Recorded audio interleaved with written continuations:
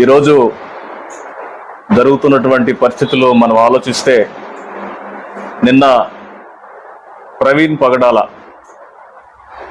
మొన్న రంగరాజన్ గారు, అంతకుముందు కొంతమంది ముస్లిం సోదరులు, ఇలాగా అందరి మీద ఒకరినొకరు దాడులు చేసుకుంటూ పోతూ ఉంటే ఈ వ్యవస్థ ఏమైపోవాలి? దీని గురించి ప్రత్యేకంగా దర్యాప్తు జరగాలి.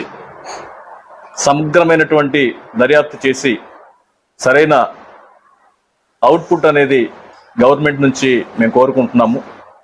All India council of human రైట్స్లో police press and media national అధ్యక్షుడిగా నేను మనస్ఫూర్తిగా గవర్నమెంట్ని కోరుకునేది ఏంటంటే,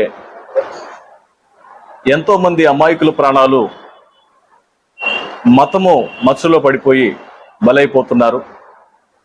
నిన్న ఒక వీడియో చూశాను, రీసెంట్గా రిలీజ్ అయింది. ఒక అమాయకుడైన చిన్నవాడు మాట్లాడుతున్న మాటలు ఒకసారి చూడండి. నేను 100% చెప్తున్నా, యాక్సిడెంట్ అయితే కాలేదు, మా హిందువులే దాని పరిచేసారు. అతను ఏం మాట్లాడుతున్నాడంటే, మతం ముసుగులో ఎంత దిగజారిపోయాడో, మానవత నైతిక విలువలు ఎంత పోగొట్టుకున్నాడో మనం చూడవచ్చు.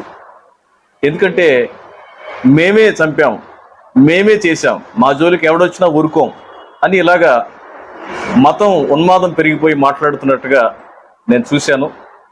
నిజంగా అది నిజమైనటువంటి హిందువు లక్షణం కాదు. హిందువులు మంచివారు, క్రైస్తవులు మంచివారు, అలాగే ముస్లిమ్స్ మంచివారు, ఒక దైవాన్ని నమ్ముకున్న వారందరూ మంచివారు. దైవము ఎప్పుడూ కూడా ఒక మనిషిని హాని చేయమని చెప్పదు, ఒక మనిషిని పాడు చేయమని చెప్పదు, ఒక మనిషిని తగ్గించి చూడమని చెప్పదు. దైవానికి కులమత భేదాలు ఉండవు. భూమికి మతం ఉండదు, భూమికి కులం ఉండదు, కానీ అందరినీ మోస్తుంది.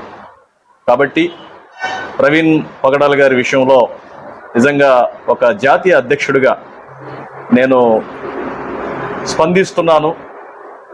ఇది ముమ్మాటికి హత్యే. ఇది మాత్రం నా అనుమానంగా ఉంది, ముమ్మాటికి హత్య జరిగింది. ఎందుకంటే సీసీటీవీ ఫుటేజెస్లో ఆయన యొక్క బాడీ ఆహార్యం అది కాదు, ఆయన ఉన్న విధానం వేరు, ఆ సీసీటీవీలో ఫుటేజ్లో కనపడేటటువంటివి వేరు.